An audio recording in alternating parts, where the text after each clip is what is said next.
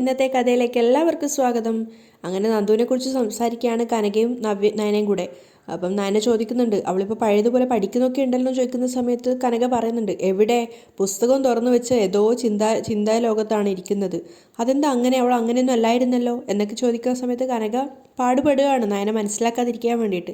എന്നിട്ട് പറയുന്നുണ്ട്, അതെന്താണെന്നും എനിക്കറിയില്ല മോളെ എന്നൊക്കെ പറഞ്ഞുകൊണ്ട് അവർ വേഗം തന്നെ നയനയുടെ അരികെ നിന്ന് പോവുകയാണ്. നയന പിന്നെ നേരെ പോയത് ആദർശിൻ്റെ അരികിലേക്കാണ്. ആദർശ് ഡ്രസ്സ് മാറ്റിക്കൊണ്ടിരിക്കുകയായിരുന്നു ഓഫീസിലേക്ക് പോകാൻ വേണ്ടിയിട്ട്. അപ്പം നയന അരികെ ചെന്നിട്ട് ചോദിക്കുന്നുണ്ട്, അതെ ഞാൻ പറഞ്ഞ കാര്യങ്ങളൊക്കെ ഓർമ്മയുണ്ടല്ലോ? ഇല്ല, ഓർമ്മയില്ല. ആദർശ് വിട്ടുകൊടുക്കുന്നില്ല.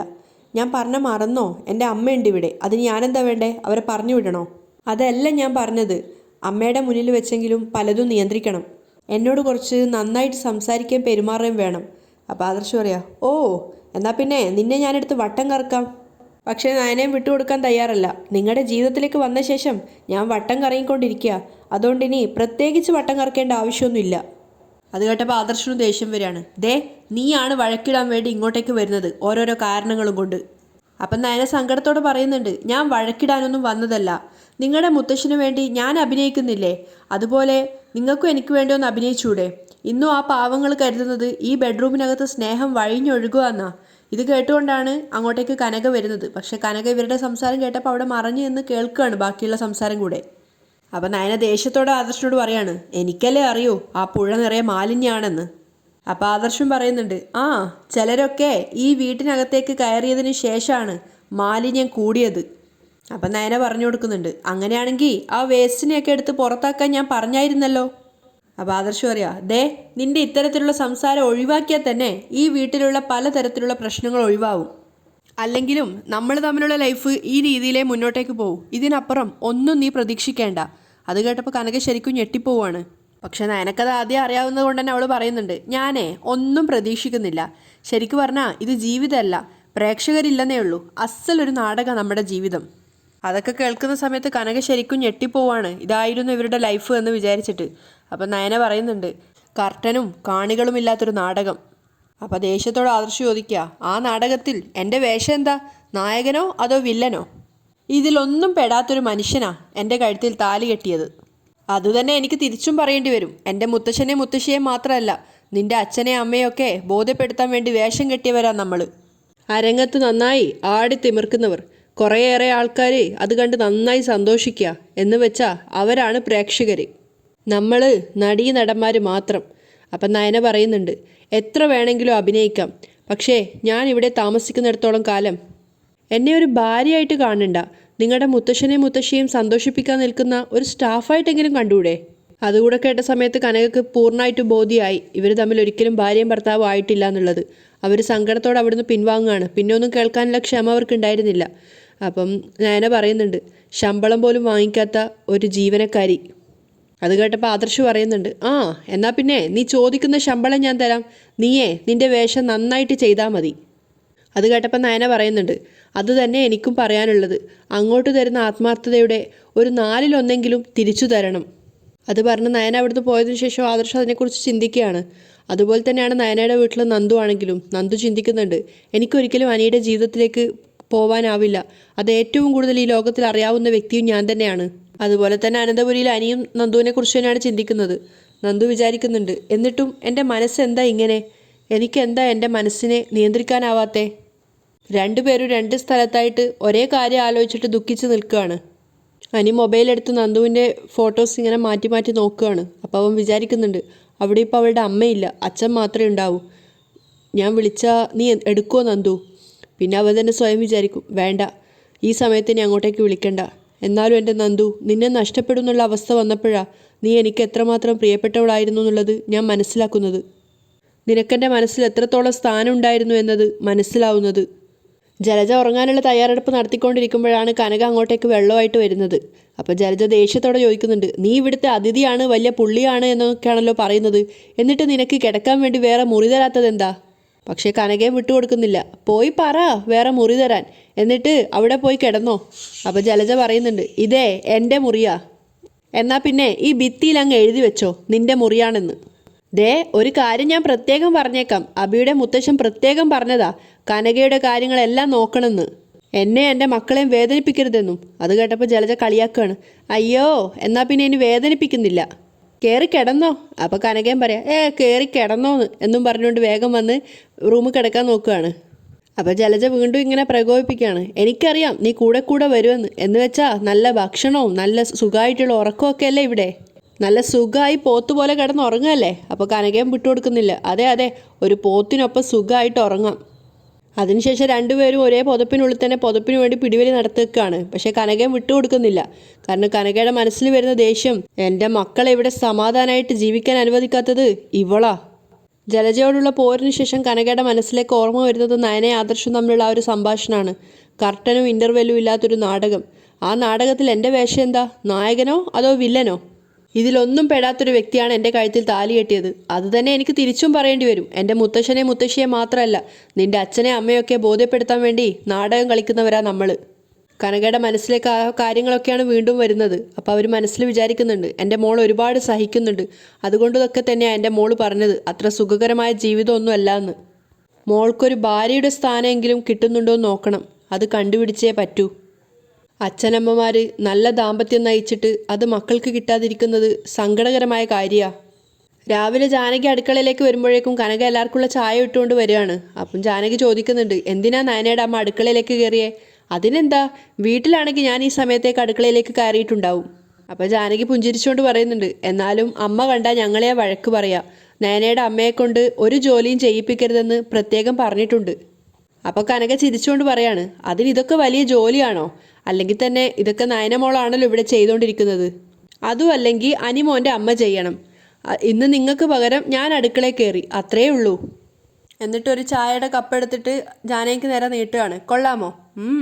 ഞാൻ രാവിലെ 4-4:30 ആകുമ്പോൾ എഴുന്നേക്കും. ആ ശീല നയനമോൾക്കും. ഞാനിത് എല്ലാവർക്കും കൊണ്ടുപോയി കൊടുക്കട്ടെ. നയനമോൾ എഴുന്നേറ്റിട്ടില്ലെന്നാണ് തോന്നുന്നത്. എല്ലാ ദിവസവും നയനമോളല്ലേ എല്ലാവർക്കും കൊണ്ടുപോയി ചായ കൊടുക്കുന്നത്. ഇന്ന് ഉറക്കമുണരുന്ന മോള് ഞാൻ ഉണ്ടാക്കിയ ചായ കുടിക്കട്ടെ. എല്ലാവർക്കുമായിട്ടുള്ള ചായയുമായിട്ട് കനക പോകുമ്പോഴാണ് ആദർശിൻ്റെ ദേഷ്യത്തോടുള്ള ശബ്ദം അവർ കേൾക്കുന്നത്. അതായത് നയനയുടെ മുറിയിൽ വെച്ച് ആദർശ് ദേഷ്യത്തോടെ സംസാരിക്കുകയാണ്. താഴെ കിടക്ക് വിരിച്ച് കിടന്നവളാ നീ. ആ സംഭാഷണം കേട്ട സമയത്ത് കനക അവിടെ ഒന്നുകൂടെ കാതോർക്കാണ്, എന്താണ് വീണ്ടും പറയുന്നത് എന്ന് അറിയാൻ വേണ്ടിയിട്ട്. അപ്പോൾ ആദർശ് ദേഷ്യത്തോട് പറയാ, അങ്ങനെയുള്ള നിന്നെ ബെഡിൽ കിടക്കാൻ അനുവദിച്ചത് എല്ലാവർക്കും സംശയം തോന്നാതിരിക്കാൻ വേണ്ടി മാത്രാ. ഒന്നും പറയാതെ നയന കേട്ട് നിൽക്കുന്നുണ്ട്. അങ്ങനെ ബെഡിൽ കിടക്കുമ്പം പോലും നമ്മൾ തമ്മിൽ കൃത്യമായ അകലം പാലിച്ചാണ് കിടക്കുന്നത്. ആദർശിൻ്റെ സംഭാഷണം കേൾക്കുന്ന സമയത്ത് കനക ഞെട്ടിപ്പോവാണ്. കാരണം ഒരു ഭാര്യയും ഭർത്താവുമായിട്ടല്ല അവർ കിടക്കുന്നതെന്നുള്ളത് പൂർണ്ണമായിട്ടും ബോധ്യമായി. അപ്പോൾ ആദർശ് ദേഷ്യത്തോട് ചോദിക്കുന്നുണ്ട്, പിന്നെ എന്തിനാടി രാവിലെ നീ എൻ്റെ അടുത്തേക്ക് വന്ന് ചേർന്ന് കിടന്നത്? അപ്പം നയന പറയുന്നുണ്ട്, അങ്ങനെ സംഭവിച്ചു പോയി, ഞാൻ മനഃപൂർവ്വം ചെയ്തതൊന്നുമല്ല, ഉറക്കത്തി ഉരുണ്ടു വന്നു പോയതാ. അപ്പോൾ ആദർശ് ദേഷ്യത്തോട് പറയാ, നീ ഉറക്കത്തിൽ ഉരുളുവെങ്കിലേ പഴയതുപോലെ താഴെ കിടന്നോണം. എന്തായാലും നമ്മൾ തമ്മിൽ ഭാര്യാഭർത്തൃ ബന്ധമൊന്നും ഇല്ലല്ലോ. അത് കേൾക്കുന്ന സമയത്ത് കനകയുടെ ചങ്ക് പൊടിയാണ്. അപ്പം നയനയും പറയുന്നുണ്ട്, എനിക്ക് താഴെ കിടക്കാനേ മടിയൊന്നുമില്ല. ആദർശേട്ടനോടൊപ്പം ബെഡിൽ കിടക്കുന്നതിനേക്കാളും എനിക്ക് താഴെ കിടക്കുന്നതാണ് ഇഷ്ടം. പെട്ടെന്ന് കിടന്ന് ഉറങ്ങാനും പറ്റും. അങ്ങനെ ഉറങ്ങുന്നതൊക്കെ കൊള്ളാം. രാവിലെ എഴുന്നേറ്റാലേ ആ ബെഡ് മടക്കി ഷെൽഫിൽ വെച്ചോണം. വെറുതെ മറ്റുള്ളവർക്ക് സംശയം ഉണ്ടാക്കാനുള്ള അവസരം ഉണ്ടാക്കരുത്. അപ്പം നയന പറയാ, മറ്റുള്ളവർക്ക് വേണ്ടിയാണല്ലോ നമ്മളിപ്പോൾ ജീവിക്കുന്നത്. നമുക്ക് വേണ്ടി കല്യാണം കഴിഞ്ഞ ശേഷം ഒരു ദിവസം പോലും നമ്മൾ ജീവിച്ചിട്ടില്ല. മുത്തശ്ശിയും മുത്തശ്ശനും എൻ്റെ അച്ഛനും അമ്മയൊക്കെ എപ്പോഴും ചോദിക്കുന്നുണ്ട്, നമ്മുടെ ഒരു കുഞ്ഞിനെ അവർക്ക് എപ്പോഴാ ലാളിക്കാൻ പറ്റുക എന്നുള്ളത്. അത് ഈ ജന്മം നടക്കില്ല എന്ന് പറയാൻ പറ്റില്ലല്ലോ. നയന ആദർശ് കേൾക്കാൻ വേണ്ടി പറയാണ്. പക്ഷെ ഇതൊക്കെ പുറത്തു നിന്ന് കനകയാണ് ശ്രദ്ധിക്കുന്നത്. അപ്പോൾ ആദർശ് പറയുന്നുണ്ട്, അങ്ങനെ നിനക്ക് പറയണമെങ്കിൽ പറയാം. അങ്ങനെ ഞാൻ പറഞ്ഞു കഴിഞ്ഞാൽ ഏറ്റവും കൂടുതൽ വേദനിക്കുന്നത് ആദർശേട്ടൻ്റെ മുത്തശ്ശനായിരിക്കും. നയന തിരിച്ചു പറയാണ്, ഇനിയിപ്പോൾ ഒരു കുഴപ്പമുണ്ട്. കുറച്ച് ദിവസം കഴിഞ്ഞാൽ നല്ലൊരു ഡോക്ടറെ കാണിച്ചു തന്നിട്ട് അവർ പറയും ആ ഡോക്ടറെ പോയി കാണാൻ. ആ സമയത്ത് ഡോക്ടറോട് പറയേണ്ടത് ഞാൻ പറഞ്ഞോളാം. നിനക്ക് കുഴപ്പമുണ്ടെന്ന് പറയണ്ട, എനിക്കാ കുഴപ്പമെന്ന് ഞാൻ പറഞ്ഞോളാം. ആദർശ് പറയുന്ന സമയത്ത് എനിക്ക് ദേഷ്യം വരികയാണ്. എനിക്ക് സംസാരിക്കാനും നിങ്ങളോട് തർക്കിക്കാനും സമയമില്ല. എനിക്ക് അടുക്കളയിൽ പണിയുണ്ട്. അപ്പോഴേക്കും കനക പെട്ടെന്ന് തന്നെ വാതിലിന് നോക്ക് ചെയ്യാണ്. ആദർശ് വാതിൽ തുറക്കാൻ പറഞ്ഞ പ്രകാരം നയന വാതിൽ തുറന്നപ്പോൾ കനകയാണ് കാണുന്നത്. ചായയുമായിട്ട് കനക വന്ന് നിൽക്കുകയാണ്. അപ്പം നയന ചോദിക്കുന്നുണ്ട്, അമ്മ കാലത്ത് എണീറ്റോ? എന്നും മോളല്ലേ എല്ലാവർക്കും ചായ ഇടുന്നത്. കനക വലിയ താല്പര്യമില്ലാത്ത മട്ടിൽ, അതായത് സങ്കടത്തോടെയാണ് സംസാരിക്കുന്നത്. അപ്പോൾ ചായ വാങ്ങിച്ചിട്ട് കനക ഒന്നും പറയാതെ അവിടുന്ന് പോകുന്ന കണ്ടപ്പോൾ തന്നെ നയനക്ക് മനസ്സിലായി. നയന ആദർശിനോട് പറയുന്നുണ്ട്, അമ്മയ്ക്ക് എന്തോ ഒരു സങ്കടം ഉണ്ടല്ലോ. അതെങ്ങനെയാ? ആവശ്യമില്ലാത്ത കാര്യങ്ങളൊക്കെ ശബ്ദത്തിലല്ലേ പറയുള്ളൂ. അപ്പോൾ ആദർശവും പറയാണ്, നീ ഒട്ടും ശബ്ദം താഴ്ത്തിയൊന്നും അല്ല സംസാരിച്ചത്. അപ്പം നയന ദേഷ്യത്തോട് പറയും, കുറേ സംസാരിച്ചതല്ലേ, ഇന്നാ ചൂട് ചായ എടുത്ത് കുടിക്ക്. അവൾ ദേഷ്യത്തോടെ അവിടുന്ന് പോവാണ്. നയന നേരെ പോയത് കനകയുടെ അരികിലേക്കാണ്. അപ്പം കനകയെ നോക്കുന്ന സമയത്ത് അവർ നിറഞ്ഞ കണ്ണുകളോടെ മകളെ നോക്കുകയാണ്. അപ്പം നയന ചോദിക്കുന്നുണ്ട്, അമ്മ എന്താ ഇങ്ങനെ നോക്കുന്നേ? അമ്മ നോക്കുന്നതിനെ കുറിച്ചൊന്നും മോള് ചോദിക്കേണ്ട. എനിക്ക് മോള് കൃത്യമായിട്ടുള്ള മറുപടി തന്നില്ലെങ്കിലും ചിലതൊക്കെ അമ്മ മനസ്സിലാക്കി കഴിഞ്ഞു. എന്താ അമ്മേ? ഞാൻ അന്ന് വന്ന സമയത്ത് തറയിൽ പായ് വിരിച്ചത് ഞാൻ കണ്ടിട്ടുണ്ടായിരുന്നു. അന്ന് എനിക്ക് സംശയം തോന്നിയതാ. പിന്നെ പലപ്പോഴായിട്ട് മോളും പറഞ്ഞു കഴിഞ്ഞു മോളുടെ ജീവിതം അത്ര സുഖകരമായിട്ടല്ല മുന്നോട്ട് പോകുന്നതെന്ന്. അത് കേട്ടോണ്ടാണ് അങ്ങോട്ടേക്ക് നവ്യ വരുന്നത്. നവ്യക്ക് കാര്യം മനസ്സിലായിട്ടില്ല. അവൾ നയനയുടെ മുഖത്തേക്ക് നോക്കുക. അപ്പം കനക ചോദിക്കുന്നുണ്ട്, ആദർശും മോളും മുറിയിൽ രണ്ടായിട്ടല്ല കിടക്കുന്നത്?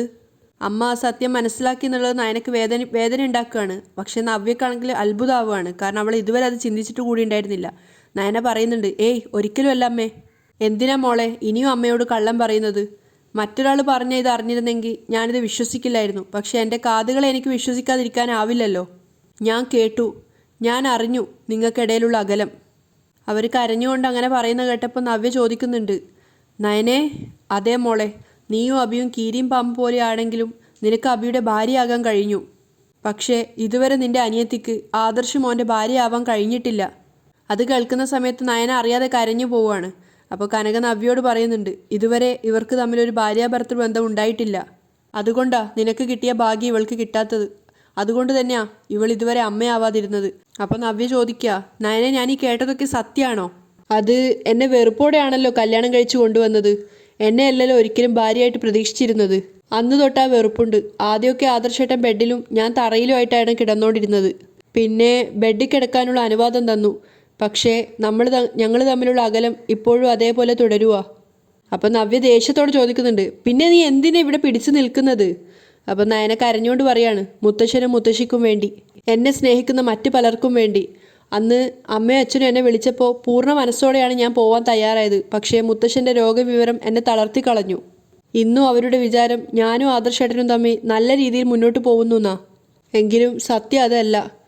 എനിക്ക് ആദർശേട്ടനോട് ഒരുപാട് സ്നേഹമുണ്ട്. ഇന്നല്ലെങ്കിൽ നാളെ ആദർശേട്ടൻ്റെ സ്വഭാവം മാറുന്നുള്ള വിശ്വാസത്തിലാണ് ഞാൻ ജീവിക്കുന്നത്. പിന്നെ മുത്തശ്ശനും പറഞ്ഞിട്ടുണ്ട് ആദർശേട്ടൻ്റെ സ്വഭാവത്തെക്കുറിച്ച്. കുറേയൊക്കെ എനിക്കും അറിയാം. അധികം താമസിയാതെ അമ്മ ആഗ്രഹിക്കുന്ന ജീവിതം എനിക്കും കിട്ടും. അപ്പം നവ്യ സങ്കടത്തോടെ ചോദിക്കുന്നുണ്ട്, എന്നാലും ഇത്രയും നാളും നീ ഇതേപ്പറ്റി എന്നോട് പറഞ്ഞില്ലല്ലോ. ഞാനിവിടെ ഉണ്ടായിരുന്നിട്ടും ഞാനത് അറിഞ്ഞില്ല. അപ്പോൾ കനക കരഞ്ഞുകൊണ്ട് പറയാണ്, നവ്യ മോളെ, അങ്ങനെ അറിയണമെങ്കിൽ നീ നിൻ്റെ അനിയത്തിയുടെ മനസ്സും അവളുടെ വിഷമമൊക്കെ അവളുടെ സംസാരത്തിൽ നിന്നും മനസ്സിലാക്കണം. ഞങ്ങൾ തമ്മിൽ സംസാരിച്ചപ്പോൾ മോളുടെ വാക്കുകളിൽ നിന്നുമാ ഞാൻ അറിഞ്ഞത്. അതുപോലെ നീയും അത് അറിയാൻ ശ്രമിക്കണം. നമ്മളെ എല്ലാവരെയും അറിഞ്ഞ് സ്നേഹിക്കുന്നതാ നയനമോള്. പക്ഷെ നമ്മൾ അവളെ അറിയാതെ പോകുന്നു. അതിനുശേഷം നയനോട് അവർ പറയുന്നുണ്ട്, മോള് പലതും മനസ്സിൽ മൂടി വെച്ചാൽ മുന്നോട്ട് പോകുന്നത്. പക്ഷേ ഇതൊരിക്കലും ഒരമ്മയ്ക്ക് സഹിക്കാൻ പറ്റില്ല മോളെ. മറ്റുള്ളവർക്ക് വേണ്ടി ത്യാഗം ചെയ്യുന്നൊരു ജീവിതമാണ് എൻ്റെ മോളുടെ ജീവിതം. പക്ഷെ മോളെ അത് കഥയിൽ മാത്രമേ നടക്കൂ.